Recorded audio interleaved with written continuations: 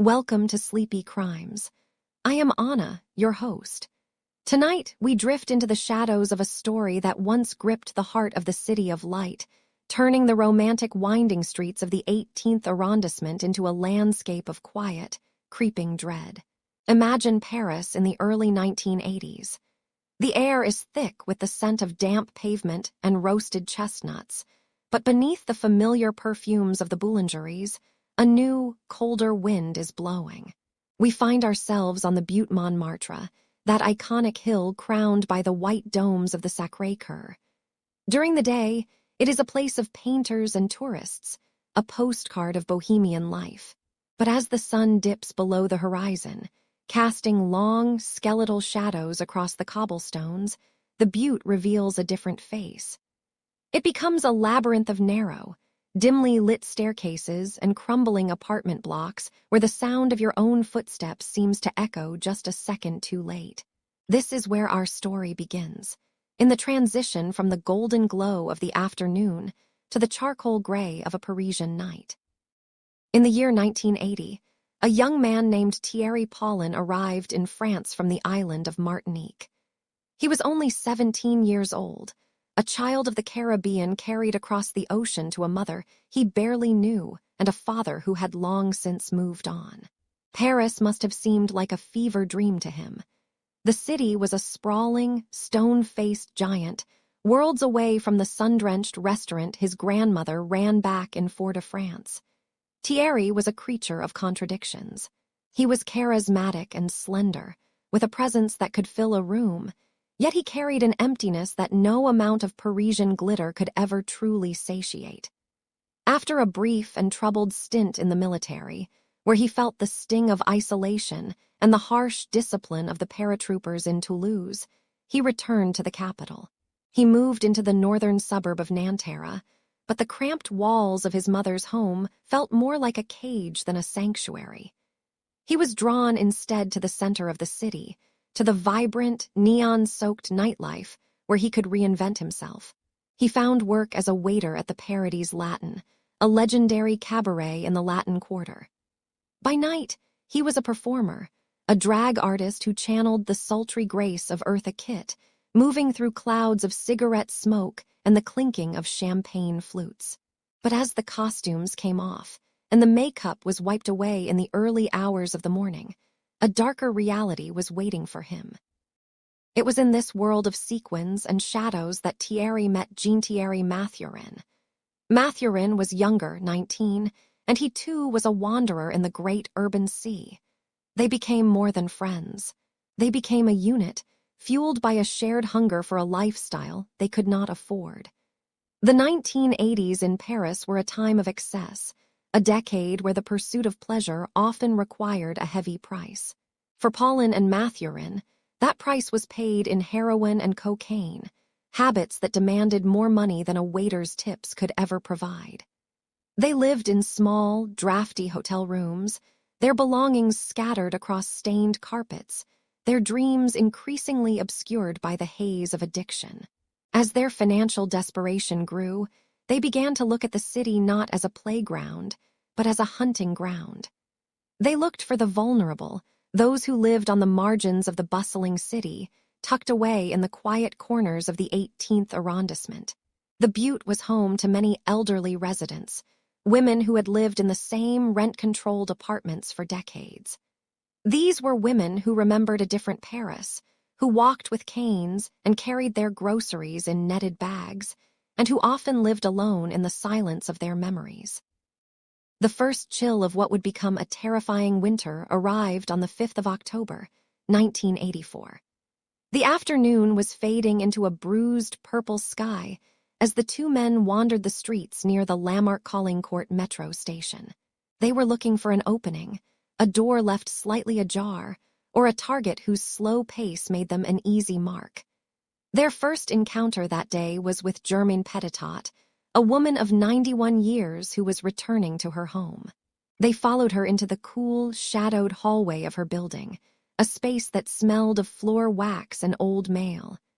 Though the attack was brutal, Germaine fought with a strength born of survival, and miraculously, she lived. But the darkness of that day was far from over. Only hours later, they found their way into the apartment of 83-year-old Anna Barbier-Gimmel. Inside her home, the air was still, decorated with the lace doilies and faded photographs of a lifetime. The intrusion was sudden and violent. For a few hundred francs, a sum that would barely cover a night of partying, a life was extinguished beneath the weight of a pillow. The silence that followed in that small apartment was heavy, broken only by the muffled sounds of the street outside, where the rest of Paris continued to move, unaware that a monster had been born on the butte. As October progressed, the shadows on the butte grew longer and more menacing. Within weeks, another name was added to the tragic ledger, Frances Jickwell, a woman of 91 years. The pattern was becoming clear to those who knew where to look, though the police were slow to connect the dots of these early crimes. The victims were always the same: the elderly, the solitary, those whose voices were easily silenced. Paulin and Mathurin moved through the 18th arrondissement like ghosts, blending into the crowds of the metro or the late-night bars, their hands stained with the history of their deeds. There is a specific kind of fear that takes root in a neighborhood when the most vulnerable are targeted. It is a quiet, suffocating fear that causes neighbors to double-lock their doors and peek through heavy curtains at every passing shadow. The cobblestones of Montmartre, once so charming, now seem to hold the coldness of a tomb. As we end our journey tonight, we leave the city in that state of uneasy rest. The year is 1984, and the terror has only just begun to whisper its name. Feel the weight of your blankets, the safety of your walls, and let the distant sounds of the city fade into the background. You are far from the shadows of the butte. The case rests now. Let the details fade. You are safe. Close your eyes, breathe deeply, and have a good night. Sleep well. The transition from a solitary predator to a lethal partnership began in the gilded, smoke-heavy air of the Paradis Latin. In this famous cabaret, located in the 5th arrondissement, the atmosphere was thick with the scent of expensive perfume, stale tobacco, and the heavy velvet of stage curtains. Thierry Paulin, with his striking presence and restless energy, found more than just a job as a waiter there. He found a mirror to his own darkness. It was here, amidst the dazzling lights and the rhythmic pulse of music, that he met Jean-Thierry Mathurin. At 19 years old, Mathurin was a drifter from French Guiana, caught in the grip of addiction and looking for a way to survive the cold, indifferent streets of Paris. The two men were drawn together by a shared sense of alienation and a hunger for a life they could not afford. Their connection was immediate and intense, a toxic fusion of love and predation that would soon leave a trail of blood across the 18th arrondissement. As the autumn nights grew sharper in 1984, their silent agreement solidified. They weren't just lovers sharing a cramped apartment. They were a team, a collective shadow that moved through the city with a chilling efficiency. The methodology they developed was born of a cruel, patient observation. They would stand near the local markets of Montmartre, watching as the morning mist clung to the cobblestones. They looked for the vulnerable, elderly women carrying mesh bags filled with leeks, crusty baguettes, and small portions of meat. These women were creatures of habit, their lives measured in the steady, rhythmic tapping of canes against the pavement and the familiar weight of brass keys in their pockets. Paulin and Mathurin would follow them at a distance, blending into the crowd with the ease of two young men simply enjoying a stroll. They watched as their targets navigated the narrow, winding staircases of old apartment buildings, listening for the telltale sound of a heavy door clicking shut. To the neighbors, they were invisible. To the women they followed, they were a nightmare waiting to happen. Sometimes they would wait for the moment the key turned in the lock, rushing forward to push their way inside before the latch could catch. Other times, they used the weapon of their own youth and charm, offering to help carry a heavy bag or posing as delivery men to gain that first, fatal invitation across the threshold. By November 1984, The violence escalated with a terrifying speed that left the Parisian police struggling to find a pattern. On November 5th, the target was Iona Sekersko, a 71-year-old retired schoolteacher. Imagine the scene: a quiet apartment filled with the smell of old books and dried lavender. Iona was a woman of intellect and order, often tutoring children in her spare time. When the two men entered her sanctuary, the order was shattered. The brutality they inflicted was far beyond what was necessary for a simple robbery. They weren't just looking for her savings. They seemed to be feeding on the terror they inspired. The air in the room grew heavy and still as they ransacked her drawers, tossing aside heirlooms and personal papers in a frantic search for wealth. When they left, they carried with them 10,000 francs in treasury bonds, leaving behind a scene of absolute devastation. The quiet of the apartment returned, but it was now a hollow, mourning silence, broken only by the ticking of a clock that Iona would never wind again. Just 2 days later, on November 7th, the darkness visited the home of Alice Benoim. She was 84 years old, living in a space that was a testament to a long, lived-in history. The assault on Alice was particularly horrific, marked by a level of cruelty that signaled a deep-seated depravity in the partnership. They used electrical wire to bind her, a cold, industrial contrast to the soft fabrics of her home. They were desperate for her secrets, for the hidden locations of money they believed she must have saved over a lifetime. The following day, on November 8th, Marie Choi, who lived only a few doors away, became the next victim. The proximity of the crimes was a bold defiance of the law, a sign that Paulin and Mathurin felt untouchable. In these apartments, the light of the late afternoon would filter through lace curtains, casting long, skeletal shadows across the floorboards while the two men moved like ghosts through the rooms. They took whatever they could find: a few hundred francs, a piece of jewelry, a set of silver, as if the life of a human being could be measured in the weight of a few coins. While the 18th arrondissement was paralyzed by fear, the two men lived a life of jarring contrast. The money they stole, often totaling only a few hundred francs per victim, was immediately funneled into the neon-lit world of Parisian nightlife. They spent their evenings in the clubs of Les Halles, bathed in strobe lights and the haze of expensive cigarettes.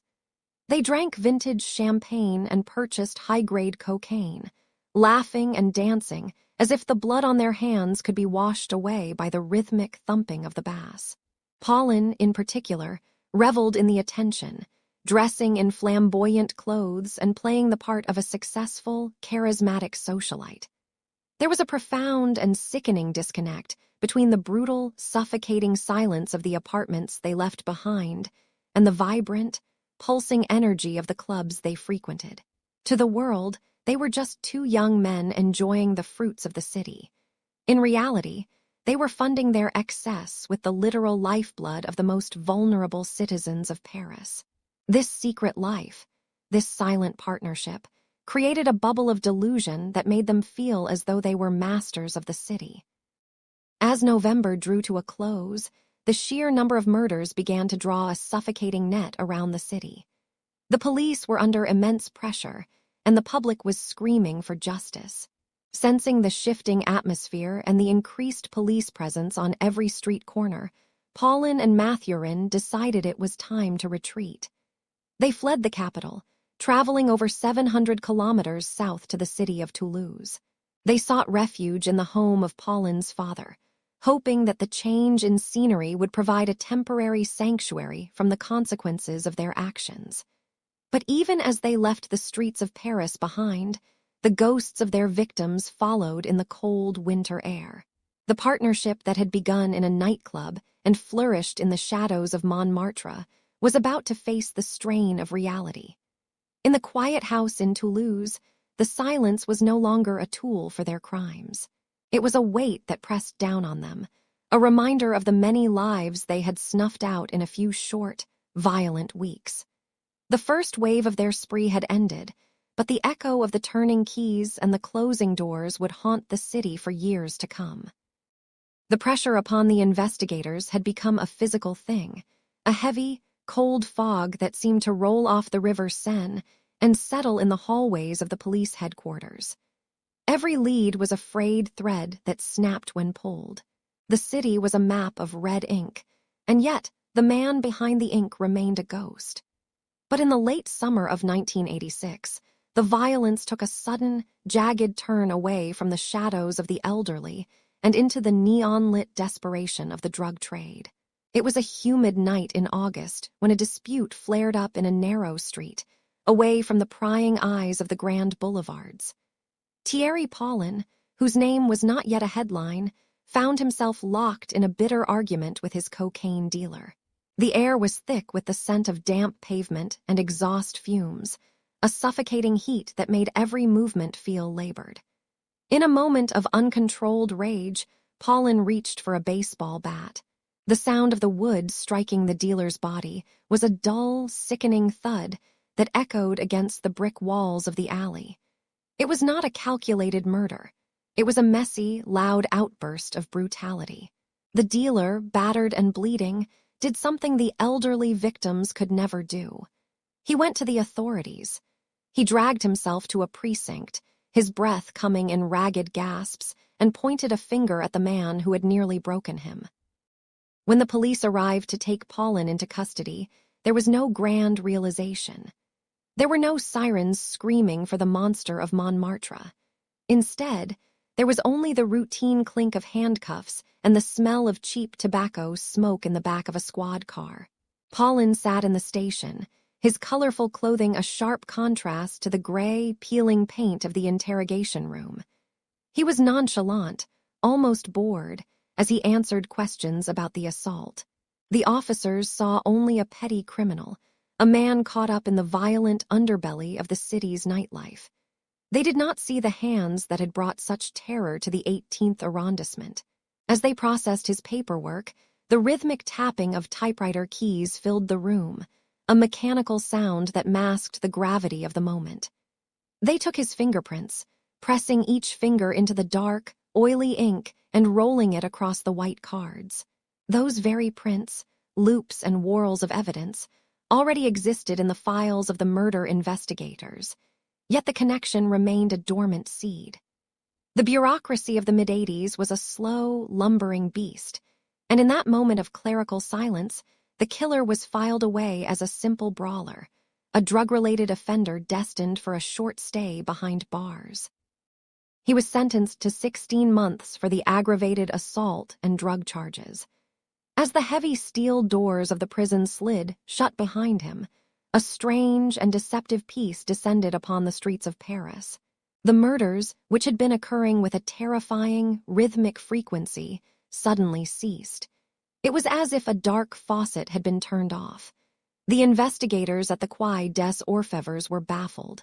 They looked at their charts, their timelines, and their maps, watching as the weeks turned into months without a single new victim. They wondered if the killer had fled the country, or perhaps succumbed to his own demons. The public began to let out a long, trembling breath. In the 18th arrondissement, the elderly women began to venture out a little further during the day. They stood in the queues at the bakeries, the smell of fresh baguettes warming the chilly autumn air, and they spoke in hushed tones about how the bad times seemed to have passed. They didn't know that the man they feared was sitting in a cell just a few miles away, sleeping on a thin, lumpy mattress. His presence in the prison system, an invisible shield that protected him from the very investigation that sought him.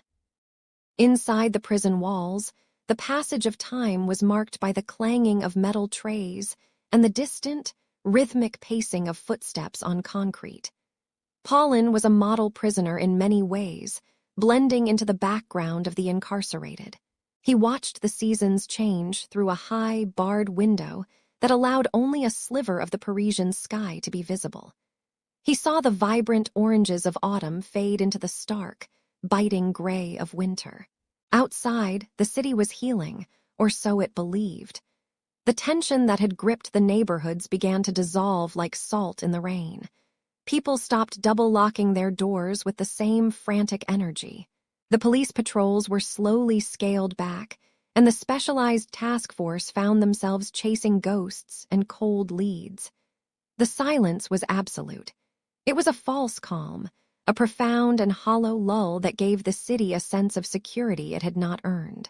The monster was not gone. He was simply in hibernation, tucked away in the very place meant to keep society safe, yet overlooked by the very eyes meant to watch him. The fingerprints that could have ended it all sat in a folder, gathering dust in a quiet office, while the killer waited for his time to return to the world. As the spring of 1987 arrived, the city bloomed with a cruel irony. The chestnut trees along the boulevards were heavy with blossoms, and the air carried the scent of wet earth and renewal. For 12 months, the streets had been quiet. No one suspected that this year of peace was merely a stay of execution for the victims yet to come. Paulin's behavior in prison remained unremarkable, his true nature hidden behind a mask of indifference. He served his time for the baseball bat, for the white powder, and for the anger of the streets, while the ghosts of his past remained silent in the darkness of the evidence lockers. The system had him in its grasp, yet it failed to see the blood on his hands. When the day of his release finally approached in the summer of '87, there were no warnings, no red flags.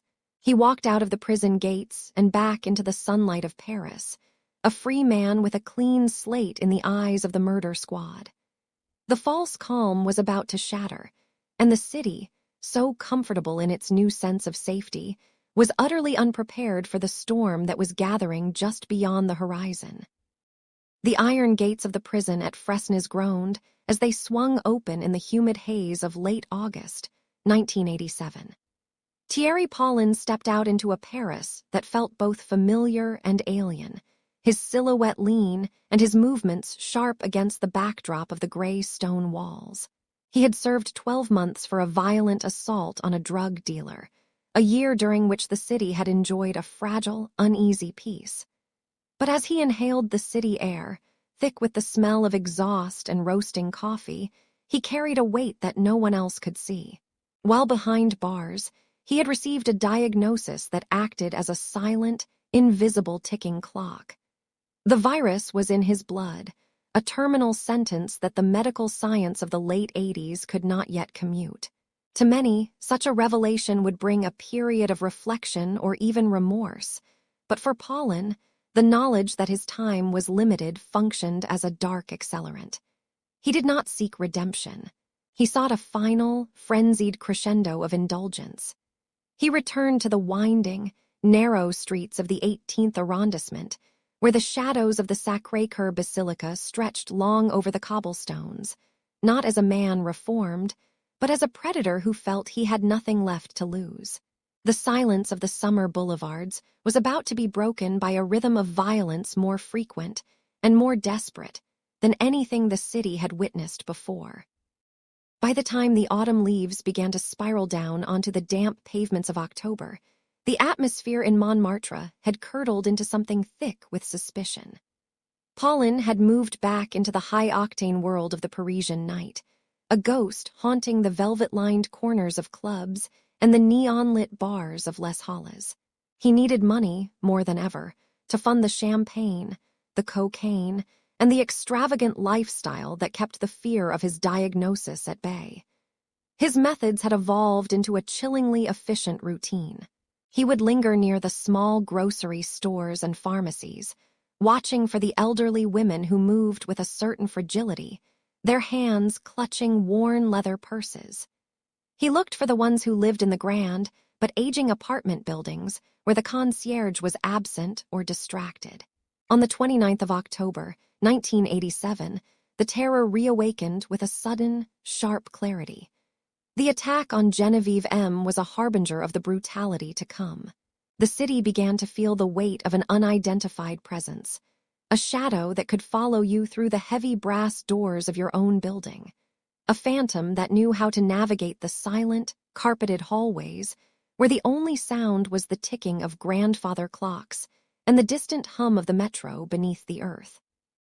As November arrived, a biting chill settled over the Seine, and the frequency of the attacks reached a fever pitch. The predator was no longer waiting for weeks between his crimes. He was now operating with a terrifying, frantic energy. On the 25th of November, the darkness deepened. Rachel Cohen, 79 years old, was found in her apartment, the victim of a calculated and heartless intrusion. The scene was one of quiet, domestic horror, a life interrupted in a space that should have been a sanctuary. The air in these apartments always seemed to hold the same scent, a mixture of lavender water, old paper, and the stale cold of a radiator that couldn't quite keep the winter out.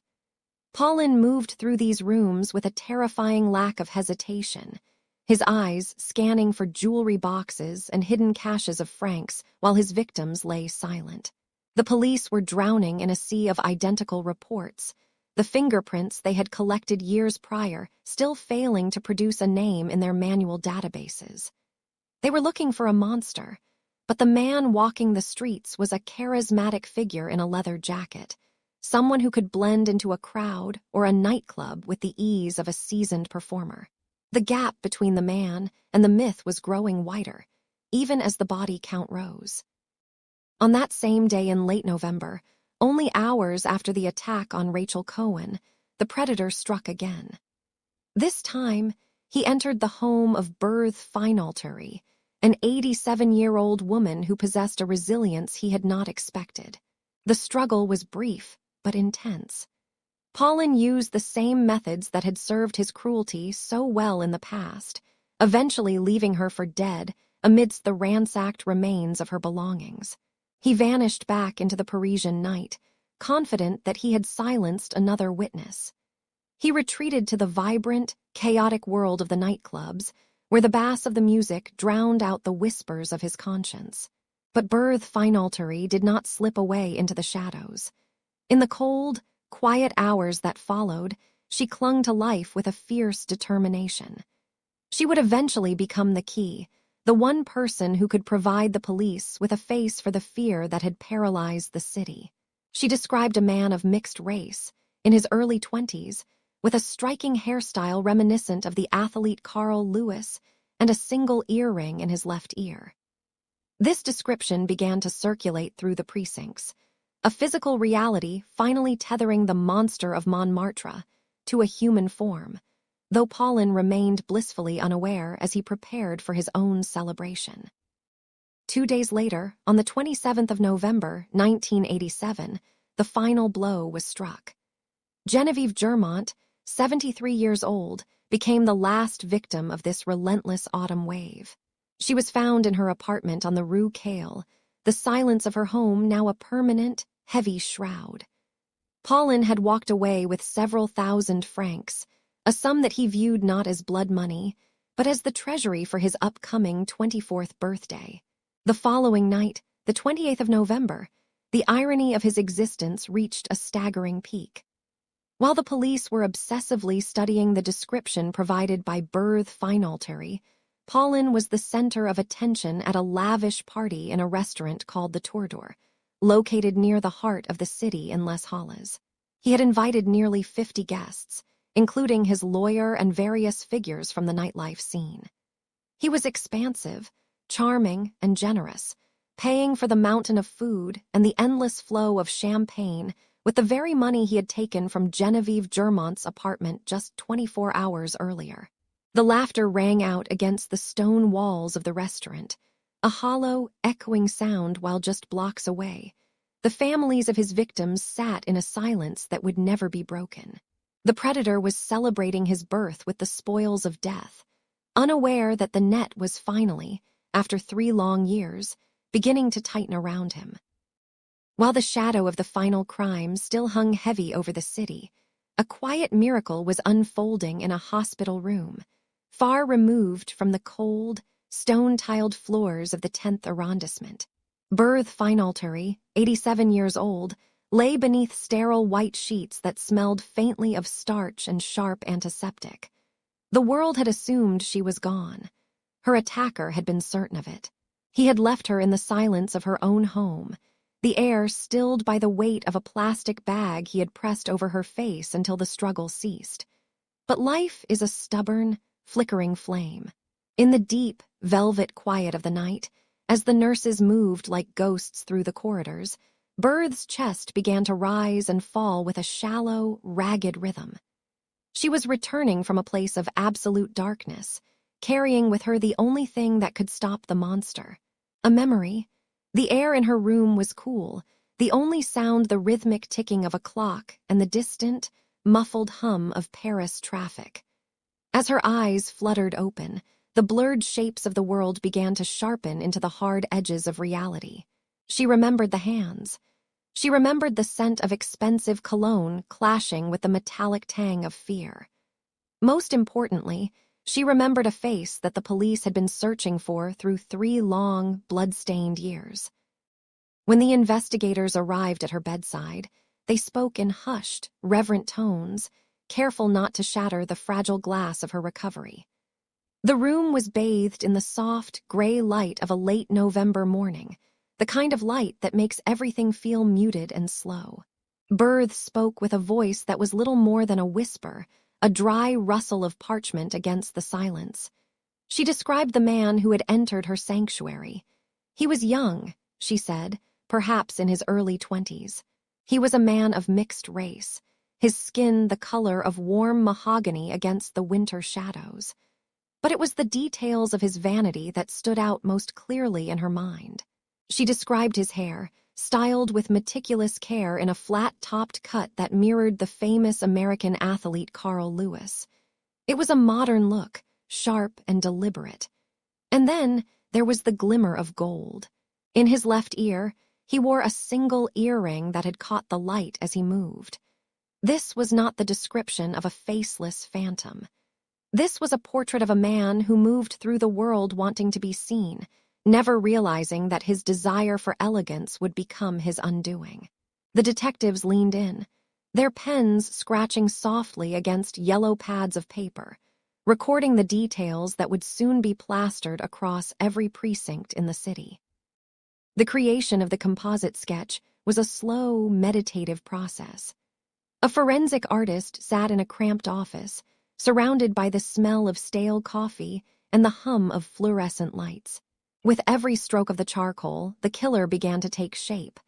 The high cheekbones, the intense gaze, the distinct, structured hair. This image was more than just a drawing.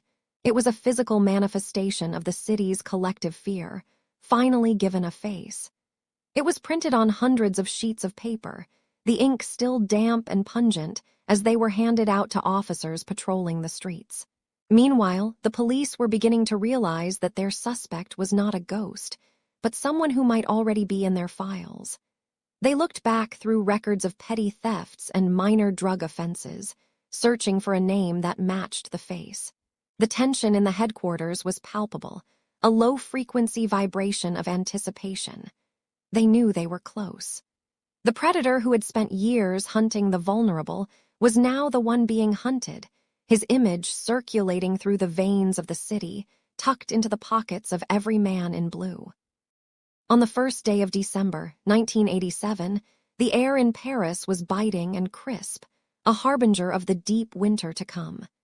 Commissioner Francis Jacob walked through the 10th arrondissement, his coat buttoned tight against the wind. The streets were busy with people rushing to find warmth, their breath blooming in white clouds before disappearing into the gray sky. Jacob carried the mental image of the sketch with him, a ghost that lived behind his eyes. As he neared a local shop, he saw a man walking toward him. The man was tall and athletic, moving with a confident, almost rhythmic stride. As they drew closer, the details began to click into place like the tumblers of a heavy lock. The mixed-race features, the sharp, distinctive hair, and then, as the man turned his head slightly, the unmistakable glint of a gold earring in his left ear. The world seemed to slow down, the noise of the city fading into a dull roar. Jacob did not hesitate. He approached the young man, his hand steady but his heart racing. He asked for identification. The young man reached into his pocket, his movements smooth and untroubled, and handed over a card. The name printed on the plastic was Thierry Paulin. He was 24 years old.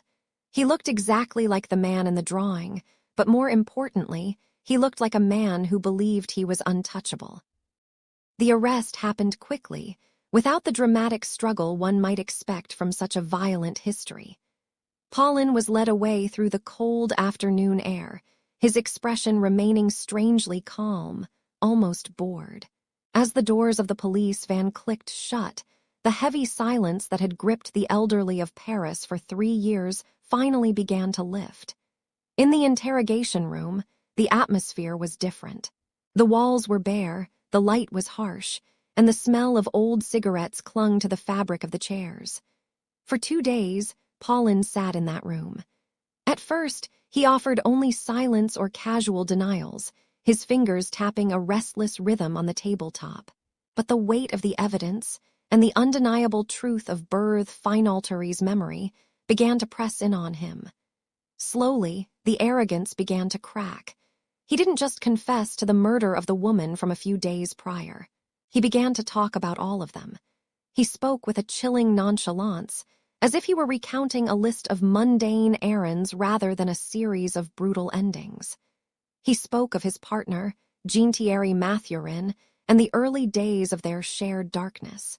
The investigators listened in a state of grim fascination as the true scale of the horror was revealed, one soft-spoken sentence at a time.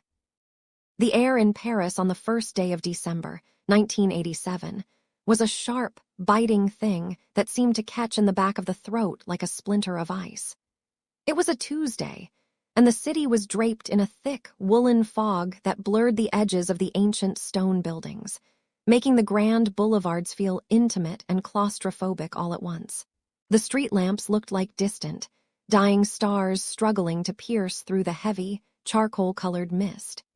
Inspector Francis Jacob walked through the 10th arrondissement, the collar of his heavy wool coat turned up high against the dampness that seemed to seep into the very marrow of his bones.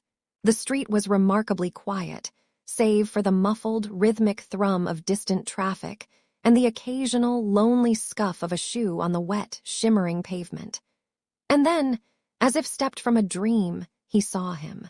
The man from the description provided by the survivor, Berthe Finaltery, the woman whose memory had become the city's only flickering candle in the dark. Thierry Paulin was walking toward him, his presence almost ethereal in the pale gray light of the afternoon. He moved with a feline grace, oblivious to the eyes that had been searching for him across every corner of the capital. He wore a single earring in his left ear, a small, defiant glint of gold against the deep tone of his skin, and his hair was styled with a meticulous precision. There was no explosive chase through the alleys. There was no desperate struggle against the inevitable. When the inspector finally stepped forward and spoke his name, the world around them seemed to stop spinning. Paulin did not attempt to run. He simply came to a halt, his expression as calm and unreadable as the surface of a dark, still pool of water. He was led away into the waiting silence of the police station, the heavy iron doors swinging shut with a dull, resonant thud that echoed through the cold December air, marking the absolute end of a long and terrible hunt.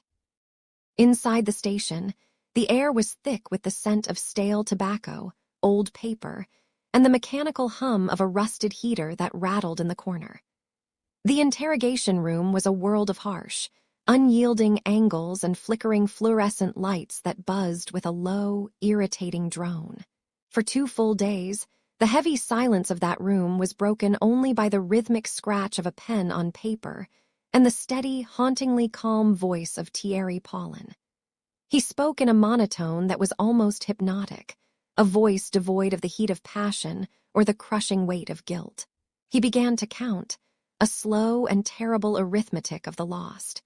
He spoke of the 21 women whose lives he had extinguished, naming them one by one like dark beads on a broken rosary. He described the intimate details of their final moments with a chilling detachment, as if he were recounting the plot of a film he had seen long ago. He spoke of the way he would follow them from the market, the way he would watch the silver keys turn in their locks, and the soft, velvet silence of their apartments before the violence began. The detectives sat in a stunned, heavy quiet, the sheer magnitude of the admission, 21 lives, hanging in the stagnant air like a physical weight. Every detail he provided was impossibly accurate, a map of sorrow that matched the cold crime scenes perfectly. He confessed to everything, including the early days when he had worked alongside his partner, Thierry Paulin. There was no plea for mercy, only a cold and clinical recitation of a 3-year reign of terror that had transformed the romantic streets of Montmartre into a silent graveyard. The legal machinery of France began to grind its heavy gears, but as the months of 1988 bled into one another, it became clear that a different kind of justice was already claiming its prize. Thierry Paulin, the man the newspapers called the Monster of Montmartre, was slowly disappearing from within. Inside the gray, sterile walls of his cell, his body began to betray him with a ruthless efficiency.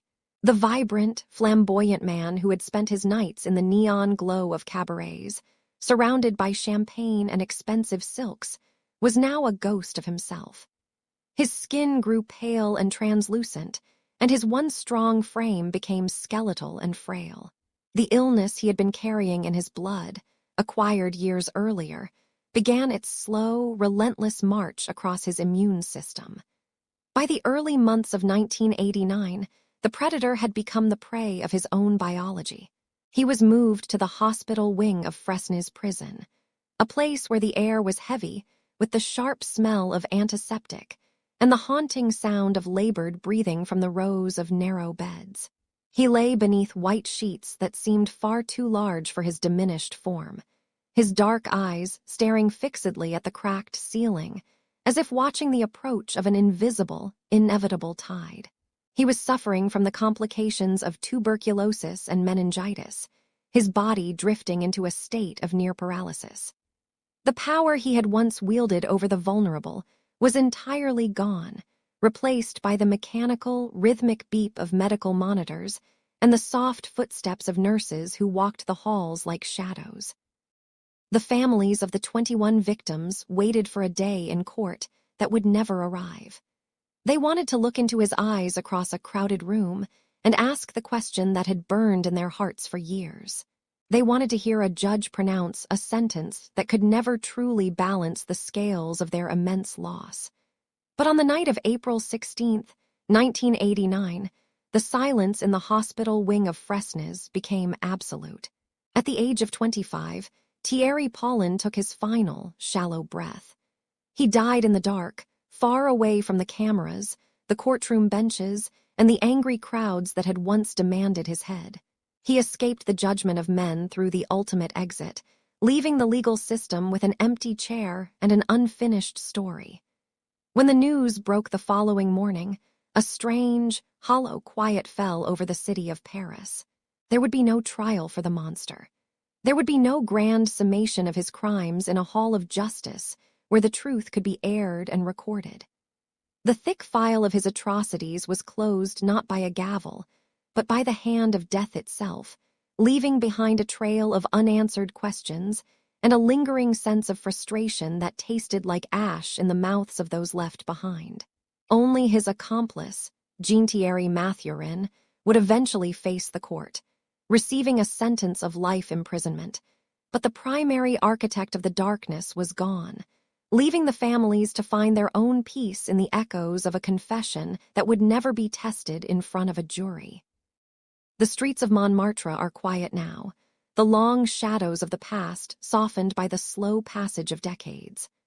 The stone steps and the narrow, winding alleys no longer carry the heavy weight of that particular fear, yet the story of the man with the golden earring remains, etched into the hidden history of the city. It serves as a somber reminder of the fragility of the peace we take for granted and the darkness that can hide behind a charismatic smile.